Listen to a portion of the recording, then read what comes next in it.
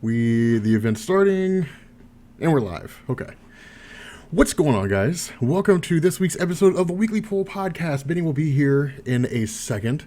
I don't even think there's anybody here right now, to be honest. No, it's an instant. Like we're just pre-show into an empty room right now. We're throwing out gold that they can't enjoy. No, there's people here. There's people here already. Awesome. Oh my god.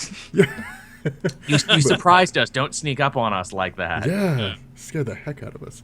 We were getting changed.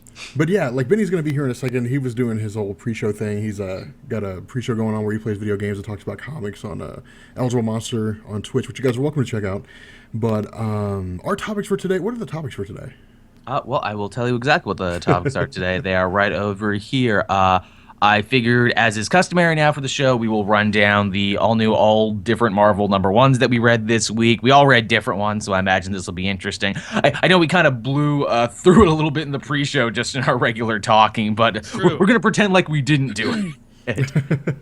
Then we got the Fantastic Four taking off Fox's release schedule. Wah, wah. Man, never have I wanted to be a morning zoo guy more and have that sound effect play. we could do that. We could definitely bring that into the show. I don't know if people like it. I think they'd be annoyed. Yeah, they might be a little annoyed. It's a little annoying, but in a fun way. And then we got CW's DC's Legends of Tomorrow trailer. That dropped today. I don't know if anyone else watched it. Mm-mm. I just watched it before we started because I figured it would be something we would talk about. I thought it already aired, to be honest. Yeah, I thought it was already on. No, I should know the date because it ended by being like, and here's the date that it's coming out. But like the CW universe to me has been very hit or miss. Like I like Flash. Flash is a fun show. I think it hits a lot of the right points. Green Arrow is my favorite superhero, and Arrow is poison to my eye sockets every time I watch it. So I'm just like, no. It's bad because people want me to talk about the CW shows, and I'm like, I hate all of them. Like, well, you know what the trick is? You get your buddy Joel to write you a video, and then you pass it off like your own is what you do. And then I figured for a last piece that we can close out on, I know we're all at different points of watching it. I still have 2 episodes left myself. We'll probably have a bigger spoiler cast about it, but we can give initial thoughts and reflections on Jessica Jones. Right. Yeah. Without spoiling anything. We won't. And by the way, we should also point out to our huge DC fans, we're not deliberately withholding DC information or when DC, as I think Faust put it perfectly, when DC actually puts something out that is worth talking about, we will do that. I mean, and just because everyone's going to say it, Batman Europa, apparently not worth talking about. I haven't read it really, yet. It's dug fun. it. I dug the hell out of it too. And you know what? It's going to be short. It's going to be 4 good issues. They're not wasting your time with that one. I appreciate it. Yeah, I got the impression, by the way, with Batman Europa that like it's a graphic novel, and they were like, split. Yeah, they're like, let's cut it up. But then that's the same impression I'm getting with American Alien, and then I had the same impression with All Star Superman as well. Oh, well, All-Star Superman, absolutely. Like, Morrison wrote that. Like, yeah, no question. He wrote it, like, all in one thing. With Superman American Alien, #1, that first issue was beautiful. Yes, #2, there's a huge, like, breakup. Apparently, they're going to be like, no, like, the second issue is going to be a totally different artist, totally different theme, totally different, stage in Clark's life. I can't wait to see it collected, but I also just can't wait for the next issue. I don't know. I mean, like, I'm not the world's biggest fan of Max Landis, but I feel like he gets Superman. It's funny you mentioned Max Landis. I get the feeling a lot of the geek community fell in love with Max Landis, then fell out of love with Max Landis. Well, like, I think they love what he does, and then he comes on screen and he's like, "Hey guys, here's what I think," and people are like, "Shut the crap up." I think you're a little jealous, Sal, because he's going to be on Red Letter Media. Who's gonna be Red Letter Media? I want to be on Red Letter Media. I don't even know what that is. But we all want to be on Red Letter Media. Amazing. Okay. I gotta say, we're not. The screen's not live right now. Nobody can hear us at the moment. We're playing a commercial on the stream. Oh, cool. I just need to say this, Faust. You look like Legolas. Has no one told you that yet? I made that joke They last. told us last episode. I got that joke. I've also gotten a few thousand comments saying exactly that.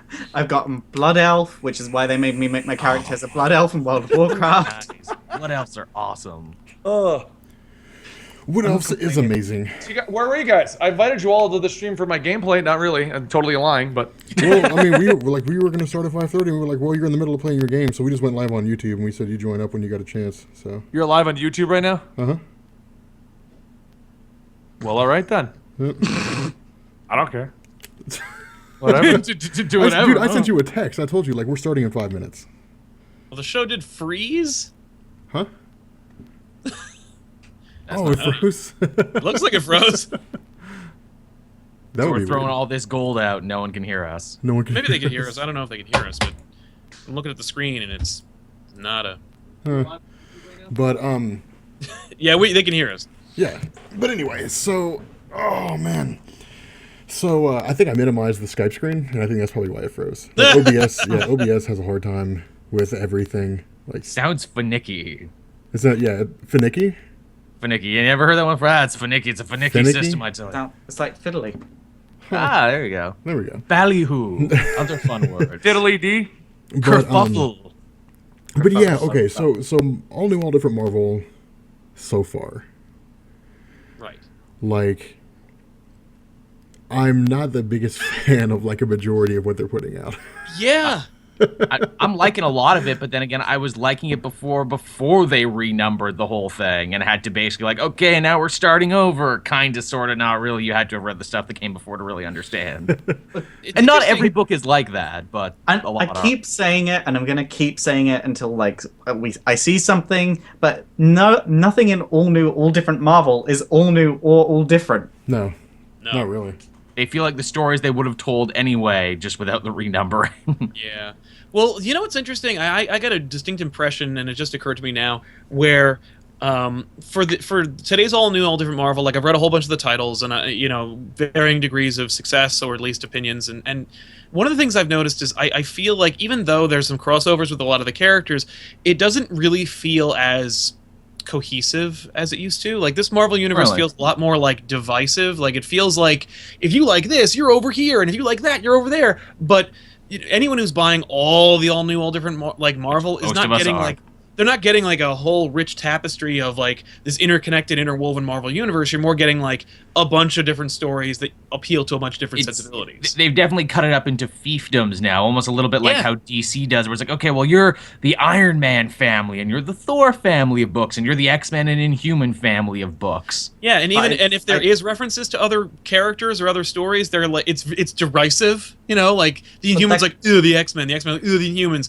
Tony Stark's like ooh Peter Parker, and Peter Parker's like ooh, like it's just Yeah, what's up with that? That like Iron Man's got like a stick up on him now about Peter and everything. Like, oh god, if things keep going bad by the end of the week, I'm gonna be working for Parker Industries. I think he just hates competition. I think he's just. a person I who's guess I'm like, yeah. What would be bad about working for your friend, dude? Your friend who you like and you have been cool with. yeah, Never worked for whose friends. whose life he ruined. That too. But I had a point and I've forgotten it. Someone else go. Sorry. Well, all right. So like Secret Wars 2. Like we were talking about that before. Oh yes, and not Yeah, before we two were live. Yeah, not Secret Wars like number 2. Like Secret Wars like in addition to as well.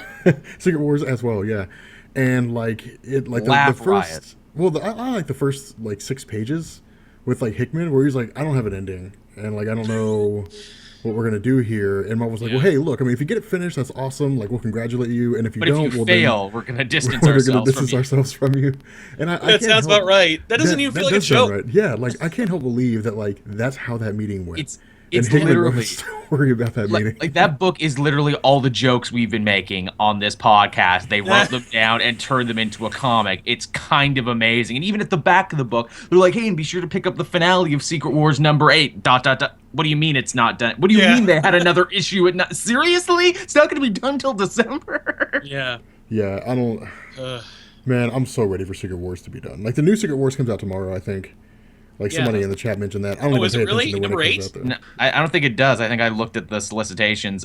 Dark Knight Returns 3 comes out tomorrow. Yes, it does. Eh, I can't wait. For that, man. I mean, you know. Okay, here's I mean, my. it's- Somebody asked me about that, and I talked about that in Comics and Coffee, and I said, look, here's the deal. Dark Knight Returns was lightning in a bottle.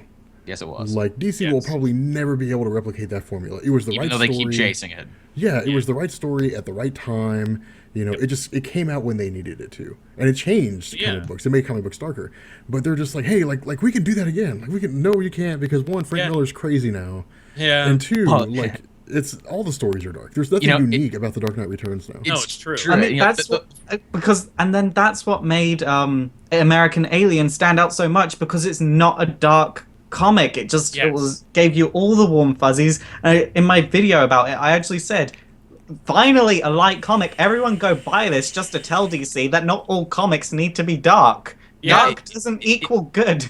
It's true. Now, it's funny, Rob, you mentioned because Frank Miller's crazy, and that is very much true. Although, ironically, in an interview he did just recently about him saying, yeah, I'm going to be doing Dark Knight 4 after this, he all but came out and said in that issue, I didn't write this, Brian Azzarello wrote this. Right, He which said is like, what the crap?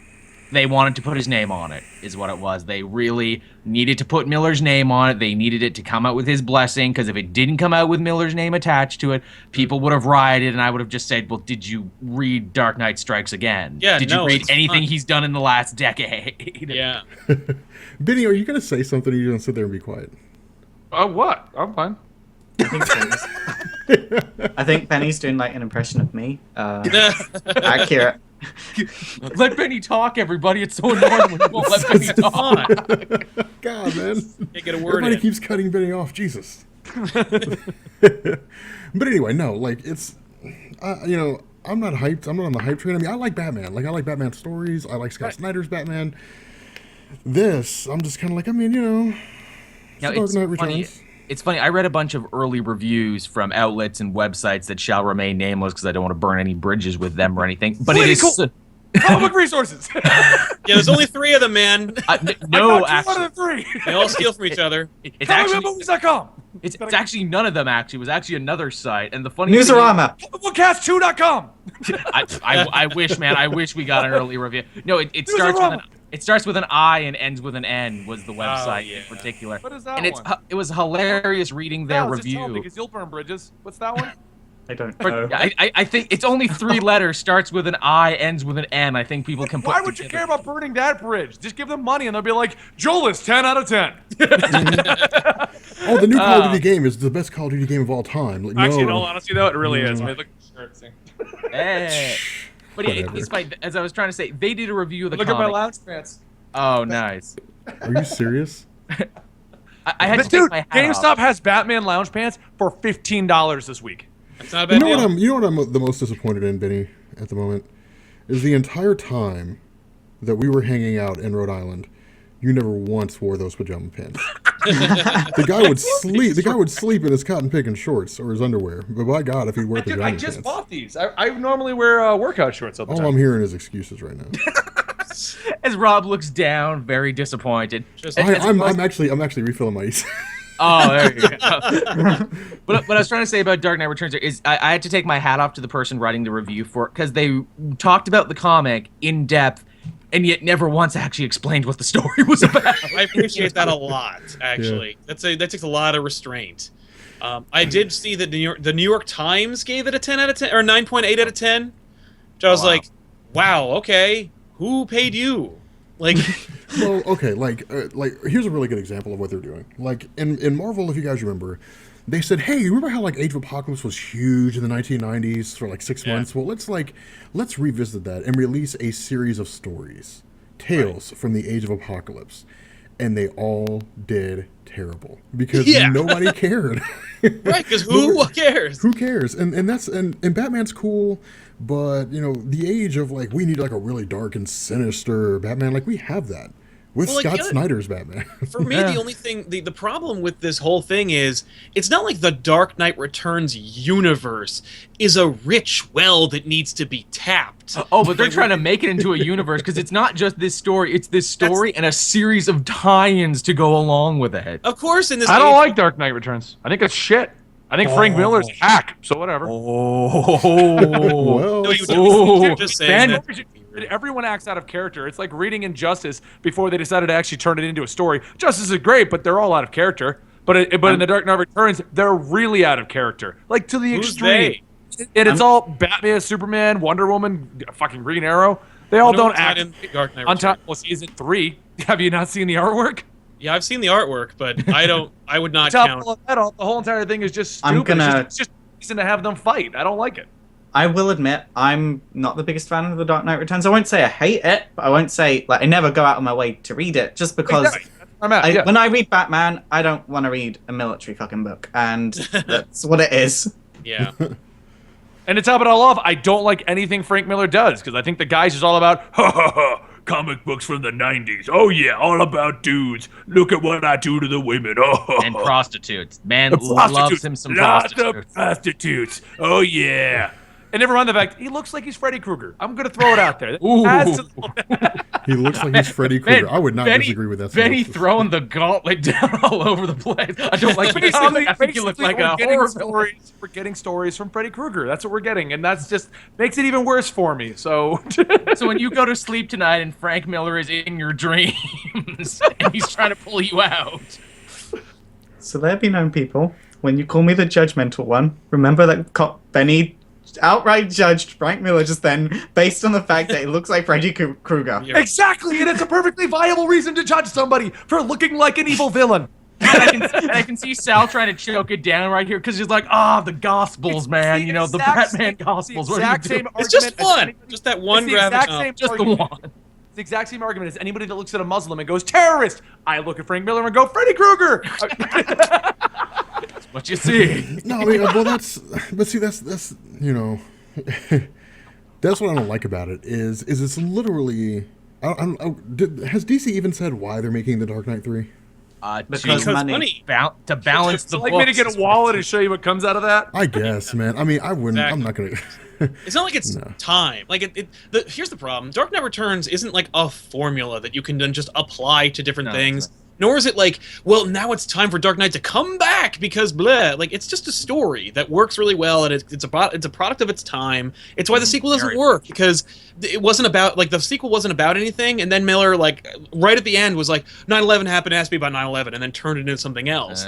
And when you have no direction, when you have no theme, and you have no point, there's no substance. It doesn't mean anything. It's just at the end of the day, you have to judge it by a story. And even when Dark Knight Returns being a byproduct of comics number 1 being changed, number 2 the Reagan era, all that.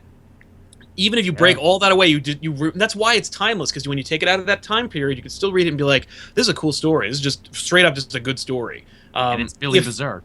And it's Billy Berserk, and it doesn't shiv. And The fact of the matter is, and this is the exact reason I can tell you that this entire thing is for money, and it's almost the writing is on the wall. They're bringing back All-Star Batman and Robin. If the fact that they're just bringing back Frank Miller for anything that has ever been discussed by him, tells you he's not coming back to go. Frank Miller is bringing you a new Batman story. No, It's not Frank Miller's coming back to tell you a story about Superman. Frank Miller's coming back to revitalize the Green Lantern franchise or tell you a story about the Flash. It's Dark Knight he's coming back to write Dark Knight 3.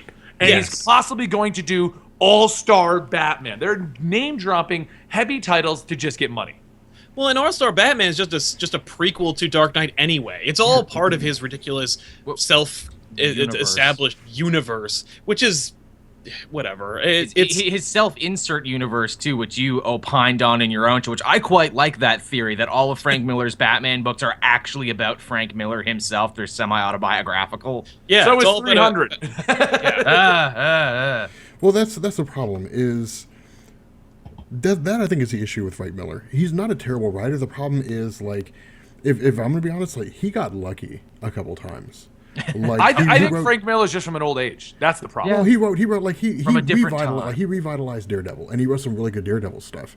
And then he made he had the Dark Knight, he had the Watchmen, he had 300, and it was those things, Sin City is also cool. Well, Sin City's cool, but it's coming along and saying, well, is- this guy can make anything and be Jesus at everything that he does because he wrote a handful of good stories. And that's what the problem is, because it's just like Stan Lee. Stan Lee's a great example. Stan Lee wrote some great stories. Yes. Has anybody here read anything recently that he had his hand in?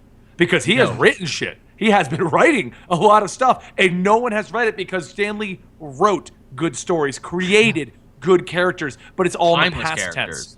When Frank Miller wrote The Dark Knight Returns, in Dark Knight, they were good for their time, but I personally don't think they hold up to to time. They don't. I don't think great animated movies. Well, which is why. Oh, you go. Well, The Dark Knight does because the Dark Knight shifted comics.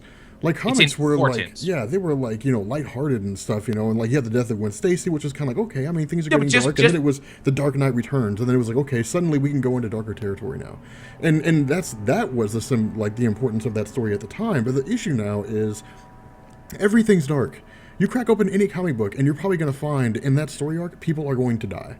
Yeah. Well, that's The yeah, problem just because it's a game changer doesn't make it timeless. It was a game changer. It changed everything around there, but that doesn't make it a timeless thing. No, that doesn't make it timeless. The fact that it is makes it timeless. That book is timeless, and it is directly translatable. You could pretty much set that book in any time. It's like Shakespeare. Like, I'm not saying that it's as good as The Tempest, but I'm saying that, like, as far as comic books go, Dark Knight Returns is timeless. Dark Knight Returns informs everything it does. Look at the friggin' variant, the torrent of variants we got from artists who were just like, they were just literally given a directive, draw me your favorite moment from Dark Knight, from both books. From both books, and they only drew Dark Knight Returns, and they in each image that they produced, while some of them they faked it, where they were like, I want to draw Dark Knight Returns Batman with Wonder Woman, and I guess I'm technically doing the sequel, but really I'm not referencing anything from it.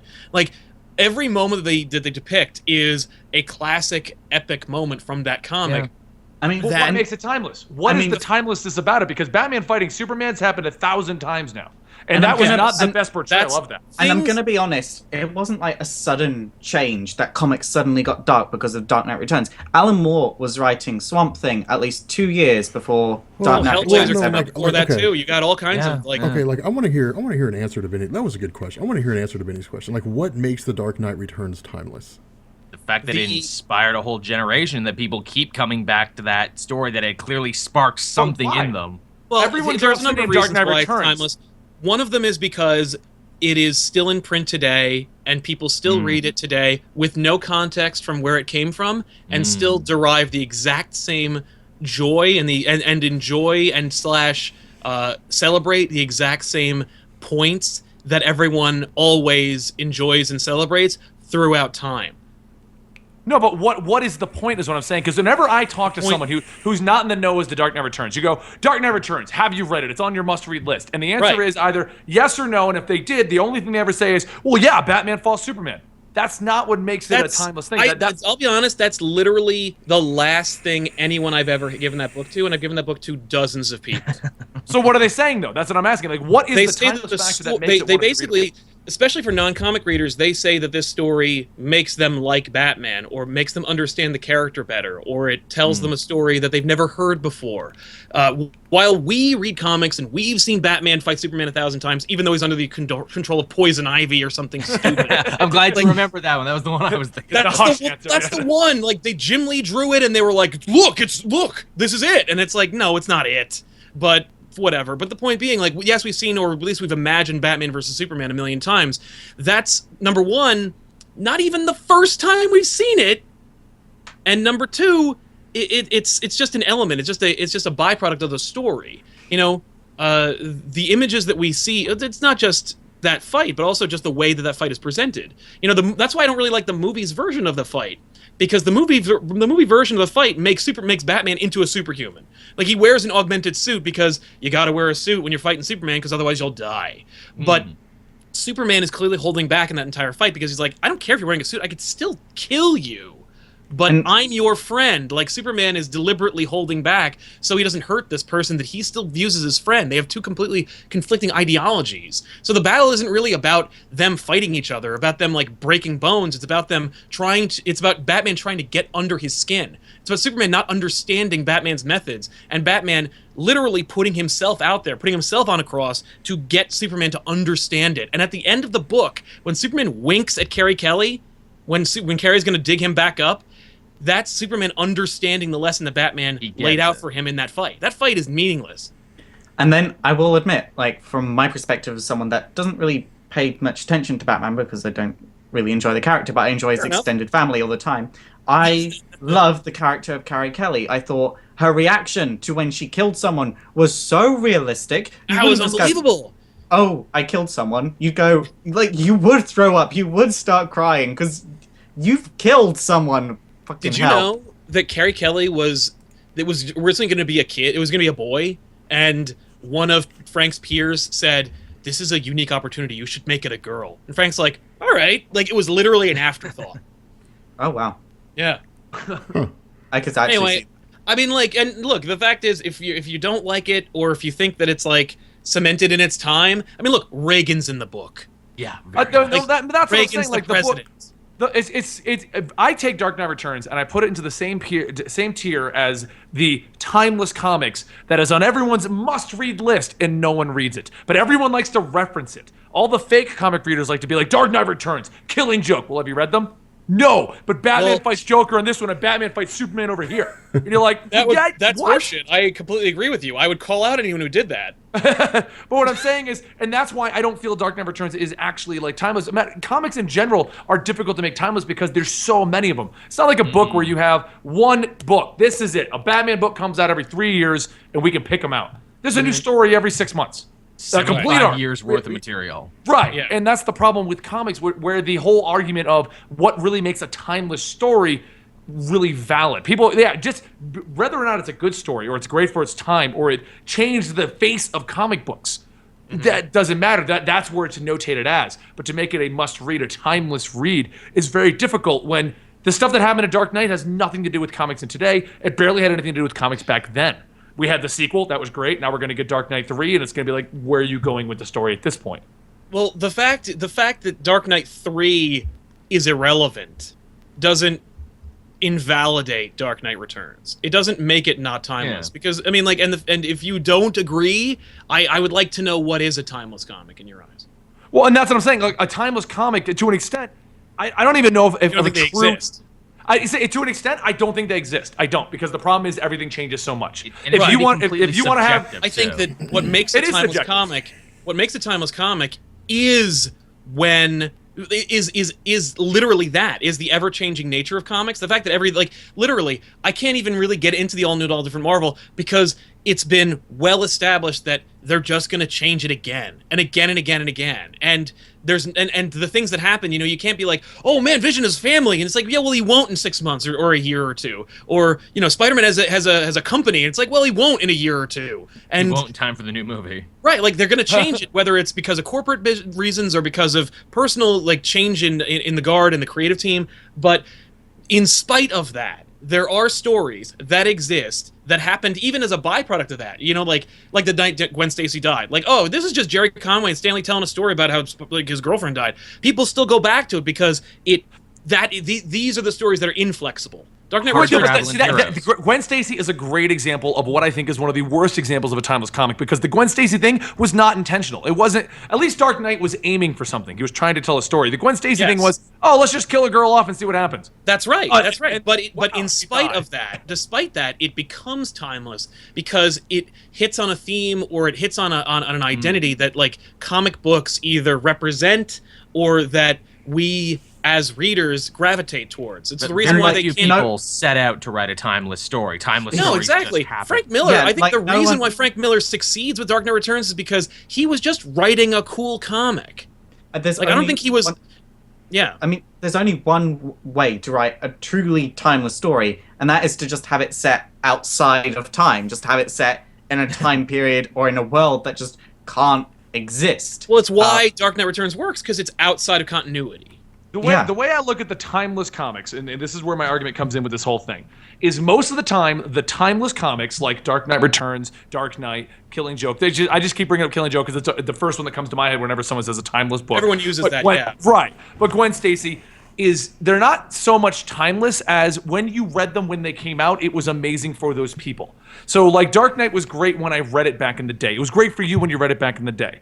But the thing is, and this is why I argue about the whole idea of a timeless book, there are so many books that come out, even though it's on everyone's top read list, I don't know any new comic readers that have actually read those books. Anybody in the last 5 years that has gone out of their way to read those books. It's the exact same argument when it comes to like video games, because Rob and I had a debate about this the other night. We were playing Black Ops 3, and Rob was saying how the greatest Call of Duty was Modern Warfare 1. That was his argument. That was the well, no, and while I don't discount how good Modern Warfare 1 was, it's in that same exact argument. It's timeless for the individual who read it at the time and what it meant to the person itself. That doesn't make the game or the comic an actual timeless thing that everyone in the world must read. Like Dark Knight is not a work of Shakespeare that will teach you like the fality of man and stuff like that. But right. It's stuff. They'll teach you the fality of Batman. Exactly. But what I was saying is like it's timeless to the individuals who read it for their various reasons. Like for you, Dark Knight represents a lot more than it represents to me, or to even Faust, and that's what makes it timeless to you. Yes, And then I think you're there are arguing that timelessness is in the eye of the beholder. Yes. And while I agree for certain titles, there are others that can be argued. No, in fact, Dark Knight Returns, All-Star Superman, some people would argue is also another like timeless story. Yeah, I I will that one in admit, there. I will admit, like, there are genuinely timeless comics out there, but I think the majority of them just have not been read by the masses, because what makes a comic timeless isn't necessarily popularity, it's the message and the stylization of the story. Like Miracle Man. Like Marvel Man / Miracle Man is a timeless comic, even though most people haven't read it. Like, No, Sandman, I have or no Sandman's a desire great to example of what is always portrayed as a timeless comic. Sandman's like, everyone do Sandman. Sandman, another one, which is, by the way, very cemented in its time. Death is an 80s goth chick. Like, everything about Sandman is 1985. Like, the best example of a timeless comic that I can think of is Flex Mentallo Man and Muscle Mystery, because each issue represents a stage of comics through time, and they also represent a stage of your life. And no matter what, people are going to grow up, and that history of comics is always there, and that's what makes it timeless. Yeah, It's the same reason we hear school's out for summer every year when school is actually out. He wrote a timeless song because it captures a shared experience between all No, people. see, music I will say is timeless because, and the argument with the music is, in it, it's forced timelessness because the radio station will play "School's Out for Summer" every year. The school's out, you will hear it every year. You know, that's what makes a timeless song. But that doesn't happen with comics. You don't walk into a comic store and Dark Knight is sitting right here, a must-read. It is buried. And you're in in the wrong freaking name. I go to a lot of every comic book store I've ever been in has a Dark Knight Returns poster or a display, or it's out there. Or I don't they see it have out it in the on the back wall. I'm It'll telling be on you, the back wall, every buried with the other single trade. comic book store I've ever been in my life, and I've been in over 100 comic book stores. But then that doesn't matter if it's at the front and displayed and advertised, because popularity and advertising does not make a fucking timeless comic. I agree, but I am saying that it is. And the fact is, you can't say, like, back in the day it was back in the day you think it's timeless because, like, we read it back in the... Neither of us read it in 1986, okay? And everyone who's read it since then has read it years after it came out. And they're having the same shared experience. That's, by this argument, I will go ahead and say Spider-Man 2 the movie is timeless because it is constantly brought up. Because constantly brought up. It's a classic movie, even though, like, not even just you. I know a lot of people that dislike that movie to an extreme. I think it's kind of dumb, but like it's dumb by today's standards. But the movie is because it uses thematic elements from like Joseph Campbell's book. Like it's clearly just like it's number one. Spider-Man's origin is timeless. So if you're gonna do it right, if you do it right, then your story will be timeless. Everyone has done that origin. Okay, no, like I'll give you like for me, okay.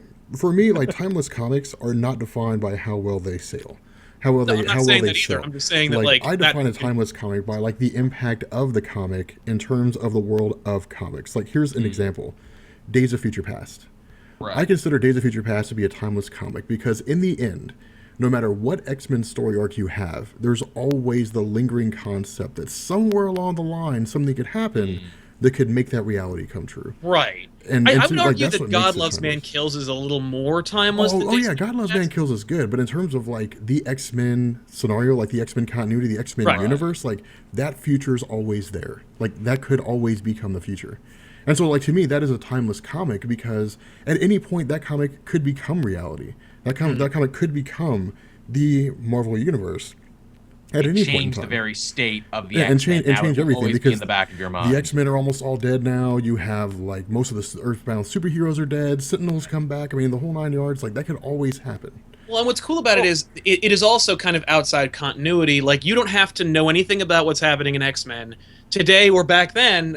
You do a little bit, but for the most part, that's for me like the mark of a timeless comic is a comic that's outside continuity, or at least so much so that you can literally read it at any point. And you still get either the core of the character, you get the story, or you get the theme without having anything but the context within the pages. So basically, what we've now established is everyone's view of a timeless comic is completely different. From whether it be a popularity thing, whether it be something that changes comics. Because by Rob's view of timelessness, Brand New Day is a timeless comic. Even though I think everyone here could argue that one, and we have argued that. I don't think that's true because I'm not saying by his view. I'm not saying it is, but I'm saying if it changes the face of the comics, that changed Spider-Man. Or if it changes the face of someone else, of a group or a person's interpretation of comics or their view of comics in general. Like, I mean, Final Crisis is it would be considered a timeless comic, and while the Morrison story would certainly want you to believe that. He would. No, but okay, I wouldn't consider Final Crisis to be a timeless comic because it wasn't so impactful. I mean, it was a continuity reboot, and like Sal's argument with One More Day was he hated One More Day. We were talking about Brand New Day. Yeah, okay. Sal hated Brand New Day, Brand New Day, and One More Day, whatever you want to call it, man. They're the same thing. Yeah, They're not the same thing. Like Sal hated it because Sal hated it because of the reason why it was written, less so than like the content in the story itself. Right. The story isn't so bad until it falls apart. But like, it isn't so bad until it is. The idea of Spider-Man, like let's say a man who is exploring the duality of his life. Like, should he share the woman that raised him or the woman that he's going to spend the rest of his life with? And like the byproduct of one decision literally guiding him through that story. Like, it's very Faustian. Like, it feels like a story that can be timeless. Unfortunately, it's written under duress, and it's just strained. It's not as good as it could have been, and whatever. But like, it changed the character that I love, so it's a bad story. It's transformative, but not all transformation is good.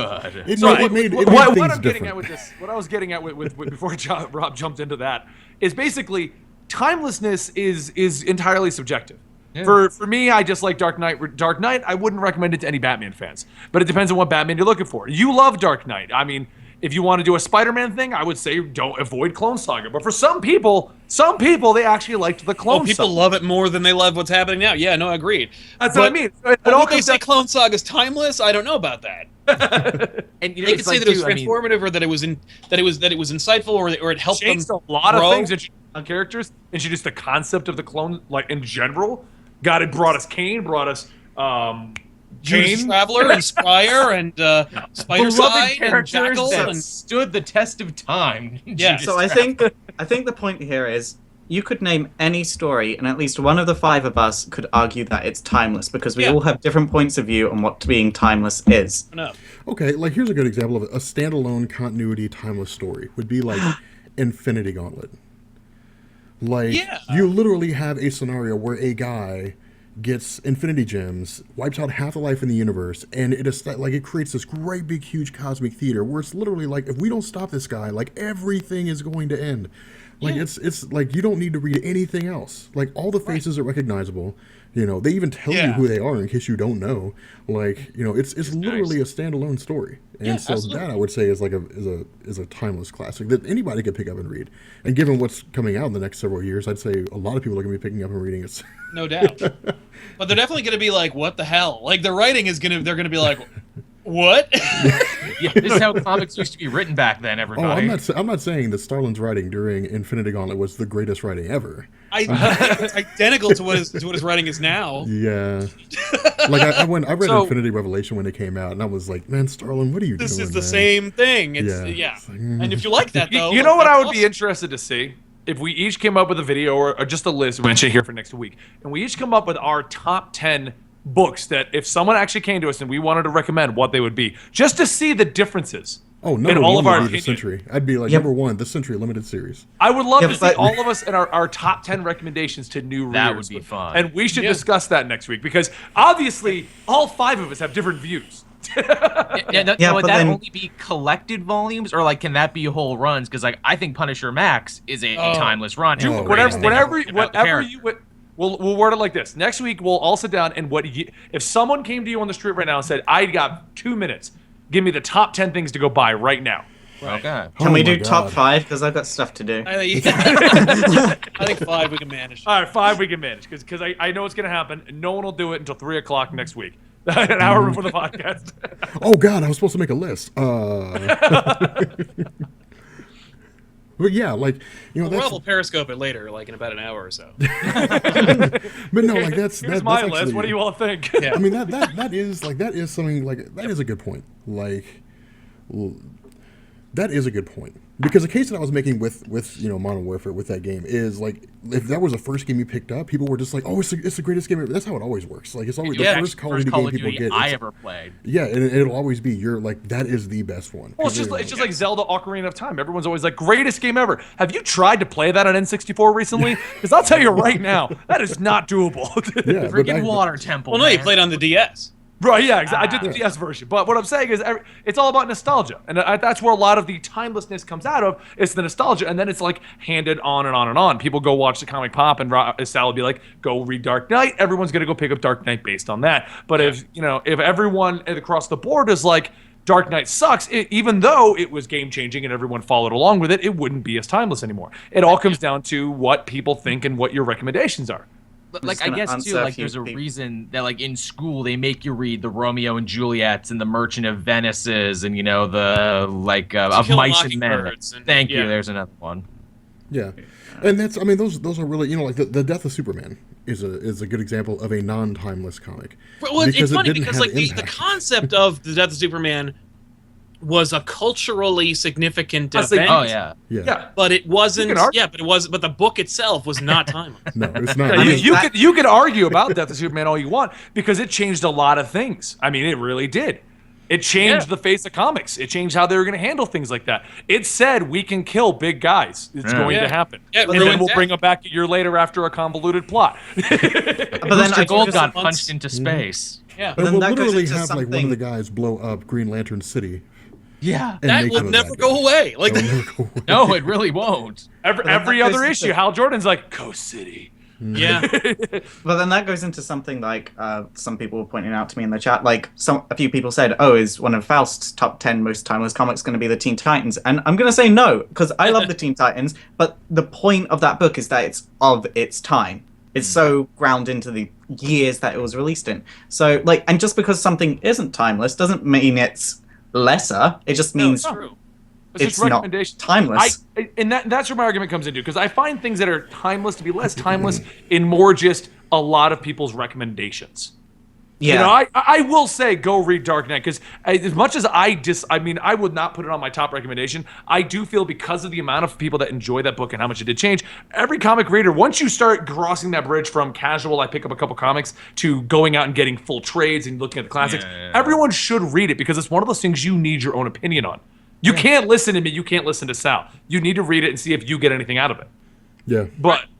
As much as me or Benny could tell you the story, you need to read it, because there is like a whole visual language going on in comics. Yeah, the comic is literally visual and what I would actually argue about Dark Knight or Kill Joke or any of these things is the only reason you need to read it is because it's considered timeless. It's on everyone's recommendation.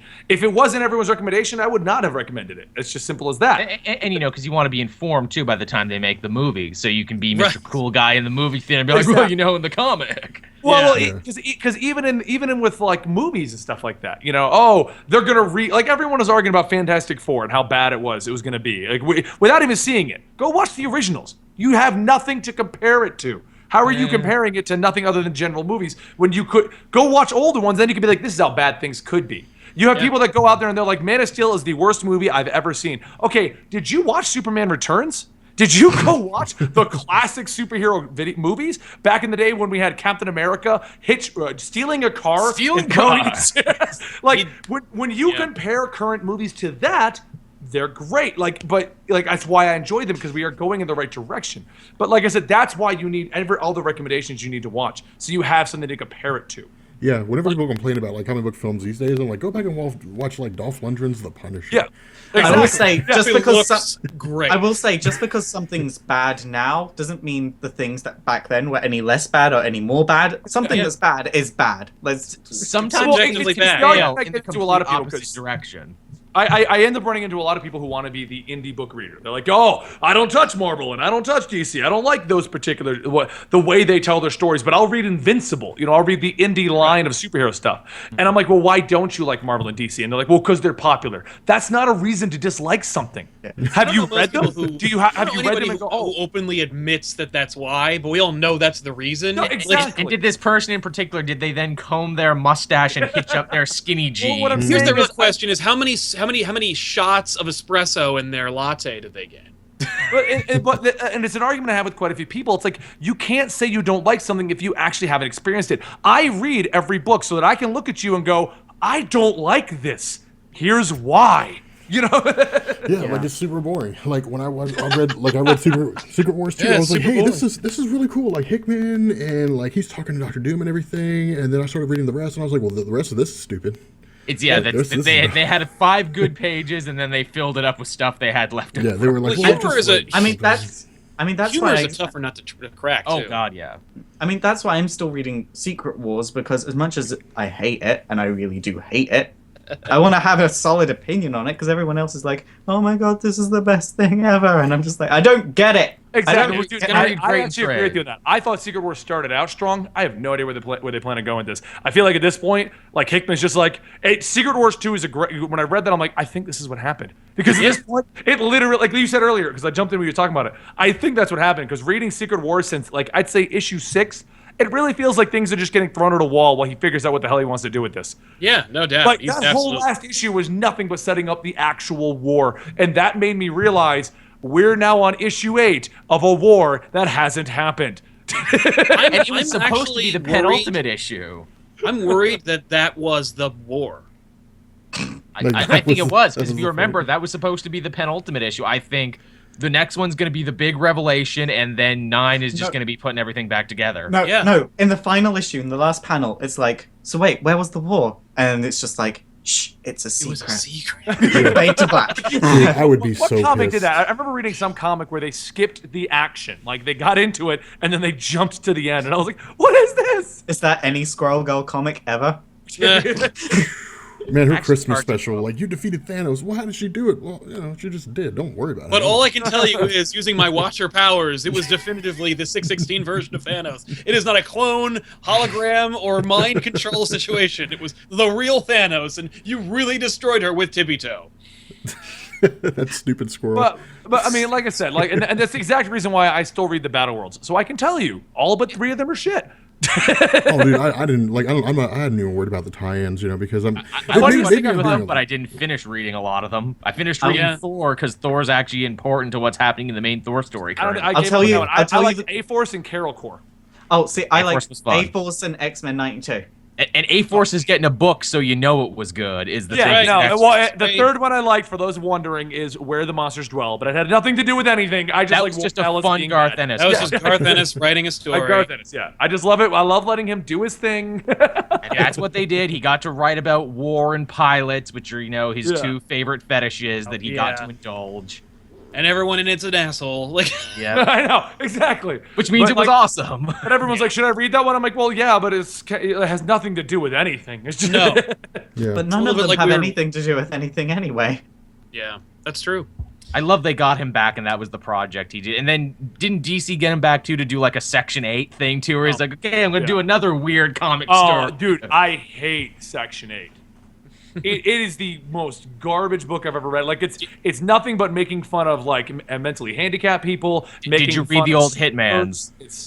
The old Hitmans, yeah. The old Hitmans, because that's what Section 8 spins out of. Hitman, which was a series that Ennis did previously for DC, which was like... I had no idea what it was from. I know all the way of, like, making fun of everything. Like, Batman complaining because he's getting a parking ticket so that they can then ask him to join the mentally handicapped squad he's built. Like, really?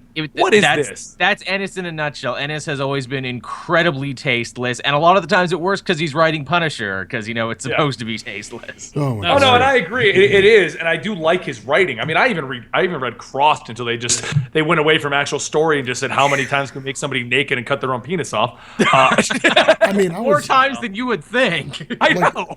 Like, I was reading Preacher. Like, I was like, man, like, I really want to do a video on Preacher, because they're doing the show for Preacher, and I might make a video on it when it launches, man. But Preacher is like if you have if you have any religious convictions, that book is going to piss you off. Oh, it's going to piss you up big time. Yeah, and I was. But I will also say, by the way, I think Preacher is a timeless comic as well. I was going to say, there's another one widely considered to be timeless. One of the ones that they tried to adapt forever. I will admit to this. With Preacher, I have not read it. I can't even have it. I think you'd really dig it. Here's the entire premise. Here's the entire premise of Preacher. All right, like an angel and a demon bang. They have a kid.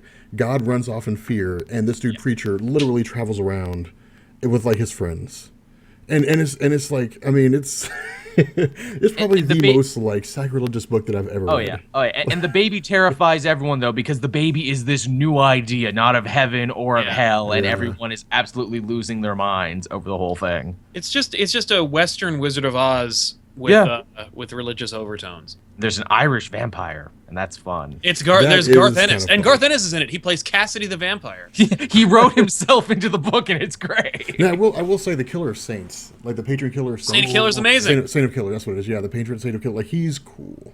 Like, I Yeah, like he's his character. cool. He's mysterious as hell, that, but like he's so cool that Jimmy Palmiotti made references to him in his Jonah Hex series. Actually, shit. Did he yes, really? he did. Oh, near the end, he started making references to Jonah Hex and the Saint of Killers, and I'm like, oh my god, my mind. That's Blowing awesome. my mind, Jimmy Palmiotti. Wait, where was that one from? Wait, where? That was from the was a tail Vertigo end of. With the tail end of All Star Western, he started making references to Preacher in Jonah Hex stories. There's like, an overt, there's like an unsubtle reference to Preacher also in Why the Last Man. Yorick has a F communism lighter. Why the Last Oh, Man was really? cool, but I gave up reading, like trying to play catch up on that. There's too many. Too many. It did not hold my interest, and I love Brian K. Yeah, and that's just it. I got like 4 trades into it, and I'm like, well. I got one trade in, I'm like, nah. I can't wait until they turn Scalped into a TV show like they keep threatening to do. And then it'll be Joel's time to shine about his love of Jason Aaron noir stories. Like, well, let me tell you all about Scalp, man. You see, it's about Dashel Badhorse, and you see... Oh, God. I can't wait until the Teen Titans TV show comes out because my That whole ain't library is gonna do well. Yeah. They're doing it. They're doing it. Are they really? They Yeah. keep threatening it. I They assume keep Robin threat- won't be in it. No, it's already in production. Nightwing's gonna be in it. Oracle, Hawk and Dove, and some others that I don't care The about. Teen Titans. Why have Also we heard no not news Teen about it? Titans. Now here's my question: are they willing to link it to the Flareverse? Because Supergirl is like doing this whole "I'm on my own thing." Yeah. We I know. don't know, but if Nightwing's in it, I don't know what does that mean? Like, there's Batman somewhere? Yeah. Are they gonna Well, do- they're probably going to do it like they did with Superman and Supergirl, where it's like, look at his boot, now he's Yeah. texting her. Actually, that's a perfect segue because one of the pieces of news I had on here, I'm not sure if anyone saw it or if I'm the only one, the DC Legends of Tomorrow trailer hit today. I Did did not not watch see that it. trailer. It's cool. It's a does it time come- travel story. This sooner than you would think, actually. I thought it was Like- going to be January, but I think it's coming out sooner, isn't it? I want to say I think you're right on January, so not that far. It's a time travel story. Rip Hunter picks up a bunch of the also-rans from the CW universe, so Adam and White Canary because they messed up her story, and Captain Cold and Heatwave because people like them as villains, so they'll like them as heroes too. And we travel into they travel back to Vietnam era, and it's all to stop Vandal Savage before he can Days of Future Past the world. Yeah. Well, that I saw the sounds first amazing. trailer, that Comic-Con trailer, and I was like, But here's the thing though. Like, here's the mind-blowing thing that people are freaking out about. In the trailer, Vandal Savage says, in my time I've seen amazing things. I've seen, I've seen Dark Knights die and Men of Steel fall. And I'm like, crap. so now they're dropping reference. And also there's a bit to where Heatwave and Captain Cold are stealing this green emerald, and it says right on there emerald. But I'm like, is that kryptonite? Are they stealing Well, a piece of you got to. kryptonite? It's funny because now that you mentioned that, they've never made reference to them. They stole their storylines, but they've never made Exactly. reference. But they Well, made I'm- zero reference to them. I'm waiting Until that. for like Hal Jordan to show up yeah. in Arrow. Like, Yeah, because because, they've been hinting at him constantly, and I'm waiting Dude, for they some made dude- they went with light constructs. Yeah, I they saw the made hard light they constructs. made sure to make sure that you knew Dr. Light's power was hard light. Yeah. You could have named that anything. Like we've discovered, you can even take light and you can make it into hard light constructs. And I was like, well, there it is. No, but do you really want Greg Berlanti to take a second stab at Green Lantern after what he did the first time with the property? Look, Do at you least he really? knows now. Just don't Yeah, do don't. that. Don't do that. It's really hard to get people who make stuff like that to not do it again, like Joel Schumacher or Mark Steven Johnson or like Yui Bowl. It's just Yui Bowl. Did I you ever want see the them- thing on why Yui Bowl does what he does? I hear he's a because huge troll. He just likes to screw people up. Because Like, it's a hole in the German tax law that It because he was. puts his own money up for the project, anything he puts into the movie, he gets back. So all the profit is pure gravy to him. ugh. Yeah, Well, they fixed that loophole, so like nobody was Just to his movies screw now. him over. Yeah. Also, have you noticed that there have been no more bad video game movies? Yeah. They stopped coming out under the Oh my radar. god, like House of the Dead, I miss you so much. You were such a great movie. Blood That Rage. movie, we saw like the first 20 minutes. I'm like, this is the worst thing ever. We riffed that one All right, a couple well, if you want Halloweens to ago. talk about segues, how do you guys feel about them finally admitting there's no Fantastic Four 2? Yes, yes, yes. Wah, wah. Dude, people like I was Okay. doing a Periscope. People were asking about that, and I was like, well, just remember, guys, just because there's no Fantastic Four 2 does not mean that we're not going to get another shitty Fantastic Four movie. in 5 to 7 7 years. years. I actually- It's just we won't I- have to see this horrible series continue. So I knew this was going to happen a few weeks ago because I was at Fox's UK office a few weeks ago, and they showed us trailers and scripts and stuff for all of their upcoming comic book and superhero movies, and it was great. I got to see some stuff that no one else in the world has seen yet, and there was no mention of Fantastic Four 2 whatsoever, and it was like, I think I know what this means. I think. Yeah. Oh, dude, like I was Periscoping earlier, Sal. Like I told people, I was like, you had the best pitch Oh, thank for you. like the post credits reveal of the Fantastic Four. And I told him what it was. I was like, just have a guy typing, and the camera just pans out, and then like he does reaches for something. Yeah, it's just And I him. was like- Yeah, and then he's. No, but the question is, Cut. are they going to be dicks and just hold on to it? Oh, I think Or so. are they- I think or so. are Well, Well, they they have to make another Fantastic Four movie within the next 5 years, otherwise the rights automatically go back into Marvel's Well, hands. it's Right, 7 years, but and, like, here's it the has thing, to be though. produced and released in theaters by that 7-year deadline. Yes. But here's the thing, though. Like, Spider-Man, Marvel wanted back. He's one of their biggest characters. But I Sony don't was think- willing to play ball, and they had egg on their face after the email hacking. It's still Yeah. a lot worse between Fox and Disney at this point. And that's honestly, what I mean. Like, Fox, I don't think wants to play that ball, and Disney and Marvel have no interest in getting them back anyway. Oh, No, they don't really I care. disagree. No, I disagree. I think that if Marvel got the rights, could you imagine a Fantastic Four film by Marvel Oh my Studios? god! they want no, the hit me Like, villains back. Brad Bird, like it'd be amazing. No, I want that. Like, They but it's, certainly want the villains back. They want the Galactus, the Doctor want the- Doom, the Silver Yeah. Surfer. They want I all don't- those guys back. I that's think so they want the bad. Fantastic Four rights back, not necessarily for the Fantastic Four, but for Medusa, because notice that Inhumans movie always gets pushed back in any For the opportunity. ultimate- I think Nullifier that's just and all that wait other and cool see. stuff. That Inhumans movie is just a wait and see. Maybe Fox will screw up everything. Like that legitimately is. I think because I guarantee you. Let's say Fox says like, screw it, and just makes a deal. I guarantee you that Inhumans movie just disappears. Now, the thing that it always Oh, got me, and the thing I that don't know, thought dude. were They're gonna- doing a really good job with the new Inhumans. Run. They are. You've They're read doing. them. Yo, That's don't not- lie. Yeah, it's not I terrible. know that they're pushing it, and they put everything they have behind it. Like they're putting all their money, all their effort, all their time, like all their talent behind it. They're pushing everything they can behind this one thing. But I think they all know that if they get those mutants back, that makes bank more. Like that's a no brainer. Than an I think untested. and I think they're all new- totally happy to just shove everything off the table and then just put their X-Men book You down. can continue Well, to. live here's on my TV question in for you, humans. though. Here's my Yeah. question for you on that, though. Do you think they want all the X-Men?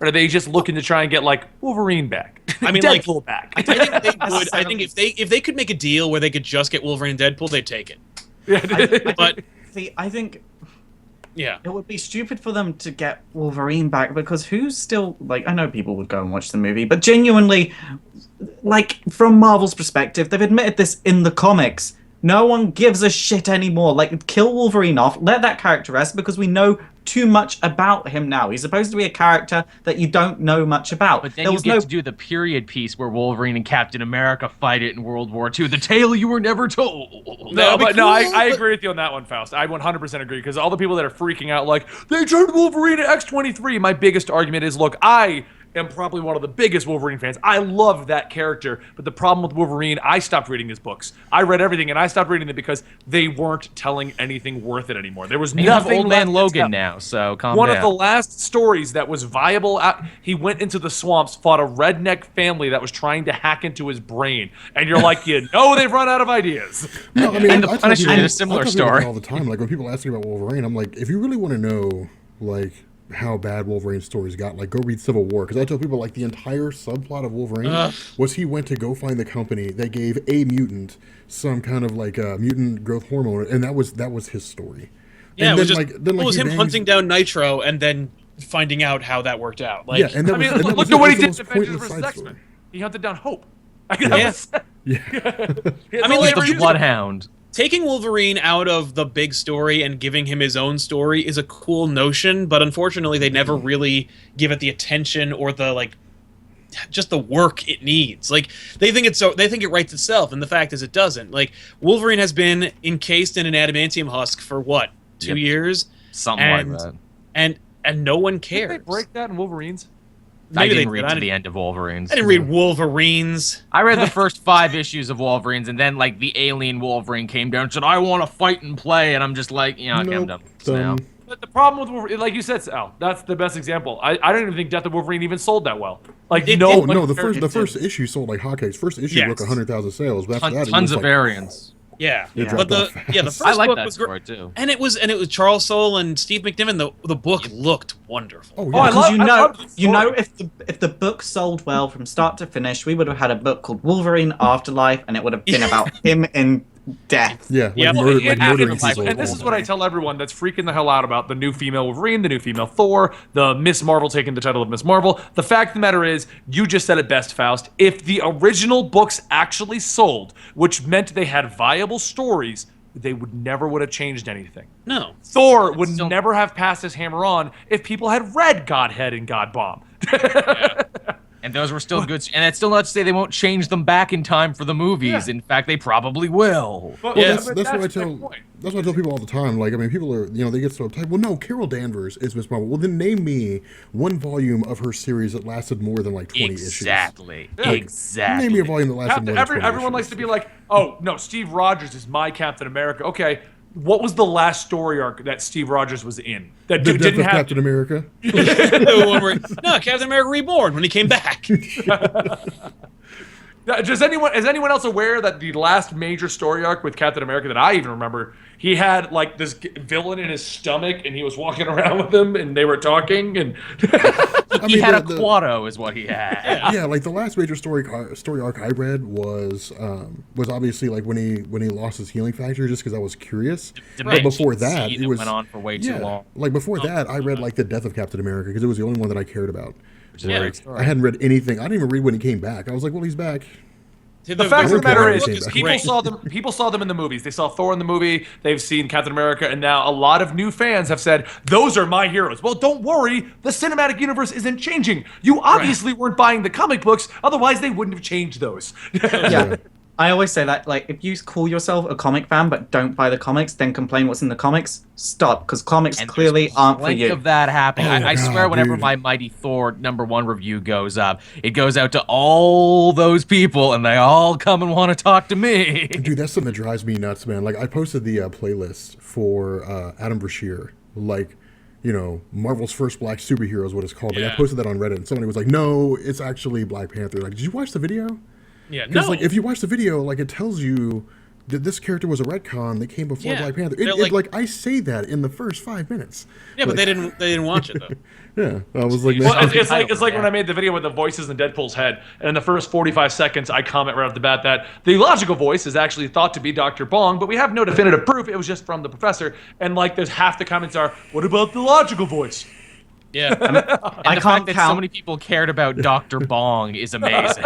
I can't count how many times when I talk about the Judas contract, people are like, why did you leave out the part when Tara fell in love with Beast Boy? Because she didn't. yeah. Or how about, and this is my favorite one, and I know Rob probably gets the same exact crap as me on this one. When you do Civil War and they go, "I thought this is the one where Captain America died." Yeah, no, Yeah, he just no, quits. that's not what happens. He doesn't Yeah. die in that book. Like, we know that because at the final issue of Civil War, he didn't die. Like, Exactly. that's how we know it's not we part of know Civil that War. you're wrong because if you see the panel I put up here, he's being hauled away by the Yeah, police. and then like they created an event called the Initiative, and the death of Captain America was not called Civil War: The Death of Captain America. It was just called called The Death of Captain America: Death of Yeah. a Dream, or whatever you want to call it. Great story. Great It story. was a really good story. Yeah, it was too That long that for whole me. It run was good is a stuff. great run from beginning to his death to Oh, after. Brubaker, man, he hit the nail on the head. And then Yeah, going it's off of the this, left. going off of this point, the comics do affect the movies in the sense that lots of people are saying, why isn't the Carol Danvers movie being called Ms. Marvel instead of Captain Marvel? Because the Ms. Marvel comics never sold, and Captain Marvel has always sold well. Yes. She's a captain, But damn to me, it. that that's why. that just makes good sense. Like, why would you release a movie called Captain Marvel about Carol Danvers, and then like not call her Captain Marvel in the comics. Well, like if they called her like Ms. Marvel in the movie, and the movie was called Ms. Marvel, that was what I was saying. People want the movie to be called Ms. Marvel. Yeah, I mean, well, to me, it just makes sense to me. I also find it funny that I almost feel like the people that are upset because she went from Miss Marvel to Captain Marvel just don't want to see her progress in the military. Well, no, because the issue, there's been multiple times where they've actually said Captain America and Captain Marvel are actually captain rank. And anybody who knows the military knows that is not a high rank. It's just a cool sounding title. See, I'm a big fan of Brigadier General myself. I think that's an awesome sounding title. I like it when we have Colonel America. That makes sense. Well, they did that. Yeah, he was Colonel America and the zombies. Yeah. What about General America? That'd be. You hear about Captain Crunch? He got knocked down to Chief Petty Officer Crunch. But no, like that's just like that was something that always cracked me out because it's like I don't know. I mean, well, anyway, I mean, I'm Rob, and I don't know. I don't know. No, it's weird to me because Carol Danvers to me was always like a good background character. I mean, I guess they're making her the point that like when I was talking to John when I was talking about like prominent female characters, it was like when people think of like the female character in Marvel Comics, like they either think of like Miss Marvel, Carol Danvers, or they think of Storm. Like they're like because those are the most popular ones. The most popular ones, exactly. And they're only that popular. Like Carol Danvers was never popular. It was only that they were like. It was only that Marvel finally around Civil War was like, we don't have a Wonder Woman analog. I can tell you why they did that. The only one they could do was She-Hulk. Like She-Hulk was probably was one of the biggest, most popular female Marvel characters outside of the X-Men, and she was green. Well, and she's a rip-off of Hulk. I mean, not really, but like non-comic readers like She-Hulk. I know that every time I say She-Hulk, people are like, really? I know they always cringe, but it's like if you read her stories, they're great. She's totally different. It's totally like no, she's really cool, and they're like, but it really sounds dumb. No, she was literally a spin-off of the whole. I can tell you right now why they're trying all this stuff out. I agree with you. They're trying to get the proper analog stuff like that going on, but they're trying out new heroes is simply for the movies. Who can they make us pop? Because if they can make Iron Man popular because of the movies, because anybody who's been reading comics knows he was not a popular character. He was a recognizable character. He was C-list at best. Yeah. People were like, I'd be fair and give him giant B. gold and red suit. Yeah, like, I think a B. I think it was a B. But I mean, I'll even go as far as to say Captain America wasn't that popular either, simply because he was Captain America, not Captain Worldwide. No, he was very restricted to his region. Captain. I know he didn't sell. He wasn't a mutant or a spider, so he didn't sell great. But he was always at the front of the line. But I mean, everyone likes to be like, "Oh, the Avengers, they're the big A-listers." And no, they weren't. They weren't for not years. Always. They only took for the characters last, that no one really knew about and turned them into movies, and they did well. So that's what they're trying to do again. Yeah, only for like 12 years have they been popular. They were known because of because they were on the Avengers. That's why they were known. Like people were like, Iron Man, like he's one of the Avengers, right? Like that's literally what made them popular is because they were on a team. I mean, Spider-Man, or I guess Iron Man solo series, like he had great runs, and his involvement with the Avengers is what kept him popular and fresh in the minds of people, which is why they bought his stories. And the Avengers has always kind of been like, ooh, who can we cobble a team out of so we don't have to write a bunch of origins? Who we got sitting around into Baghdad, Jack? But how about Wonder Man? And then the same has been true. But the same has been true of like various mutant characters through the years. Like you don't need to think of an origin. You can just say they're a mutant and their powers awakened. They're pretty bad headaches. Oh my God, powers! Xavier Skull. Yep. Well, that's the whole thing. Is like imagine if they had like taken Tony Stark out of the Avengers in like the 1980s, like 1985. They just took him off the Avengers roster, and he was never on the Avengers again. I guarantee his comics would have completely tanked, and Marvel would have just canceled them. Yeah.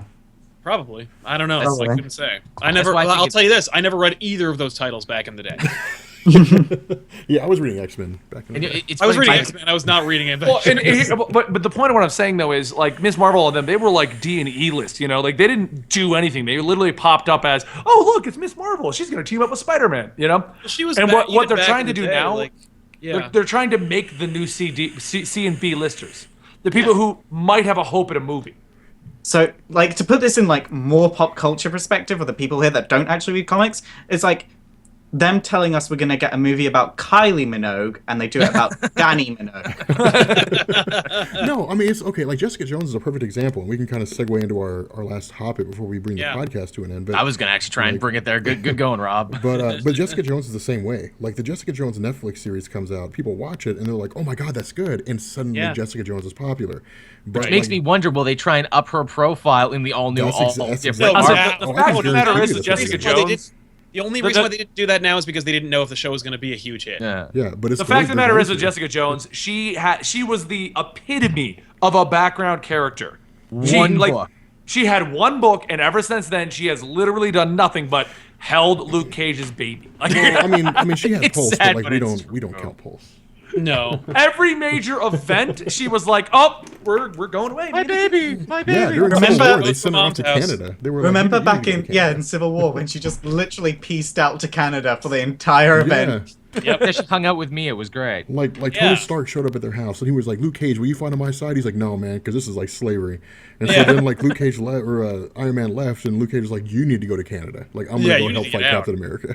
That's right. And then she was like, why don't you come with me? Canada needs heroes. Have you ever heard of a Canadian hero? Yeah, and he's like, no. I like to think I'm a Canadian hero in my own way. Okay, so I told Joel about this. Like, when I made my videos on Thanos versus Deadpool, like I did like a shout out to the Canadians. I was like Thanos is basically pissed off because of all the people he could be turned down for. One, he was turned down for Deadpool, and two, he was turned down for a Canadian. Yeah. But no, like, you know, that's the thing. Like Jessica Jones, and I guarantee you, it'll be the same thing with Danny Rand with Iron Fist. Yep. Oh, It'll be yeah. the same thing. Like, people are like, oh my God, Luke. We're already Cage. getting a new Luke Heroes Cage for is Hire so book. Amazing. Yeah. Oh, we're getting People Luke are- Cage. Yeah, Luke Cage doesn't even have a book. Yeah, like they canceled his book. Like the last book he had was in 90 something, and it lasted 20 issues, I know, and they canceled it. God, No, no, you didn't they have a called, 2000s Power Heroes for Man? Hire? Yeah. I could have sworn they had a Heroes for Hire in the 2000s. That They had did, him and in Oh, it. no, Iron they Fist did, was but on I'm talking about like a Luke Cage solo series. It was Oh, called okay, I was thinking- Cage, and they canceled it. Him and Iron Fist have been together forever now. And Iron Fist has Yeah. even gotten his own books again.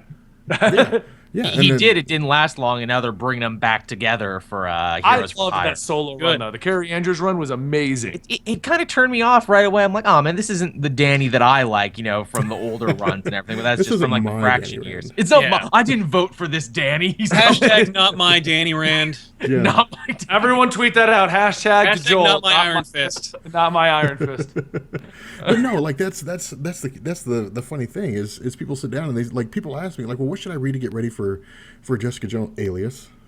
Yeah, the book. Yeah, Jesus. aliens. The book, yeah, like the trade paperback. Here's the thing. Alias. Do Although you I wanna always- know what happens at There's the a end of the bunch of people show. in the chat. There's a bunch of people in the chat on your end, Rob, basically being like, no, Cap dies in Civil War. No, he doesn't. For the record, Cap, no. Civil War completely resolves with Cap alive. Cap dies in the aftermath.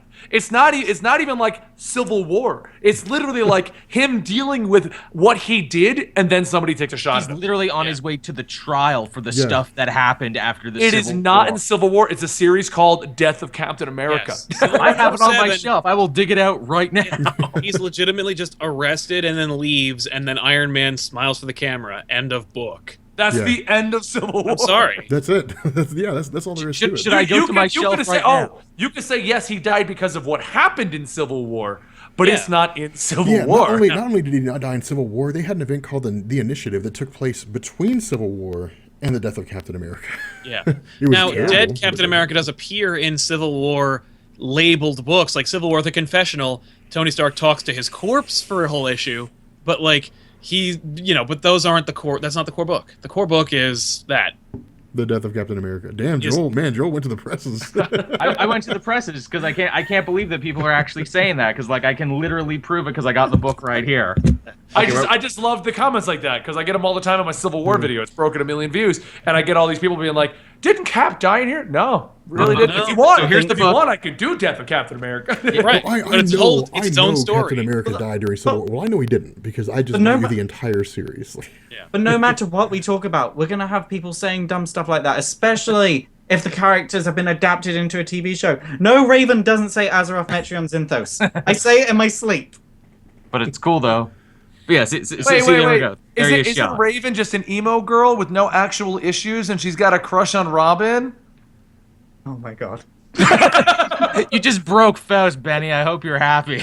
And wait, mean, like- according to what I've learned from Teen Titans Go, No. I mean, that's all I know. I will from Teen say, Titans is Weird like Al that. is going to play Darkseid on that show, though. Is he really? What? Yeah. Wow. Which is like, well, since that show's such shit anyway, who cares? Like, that sounds like fun. An apocalyptic paradise. Yeah. We're all crazy new gods and ain't that nice.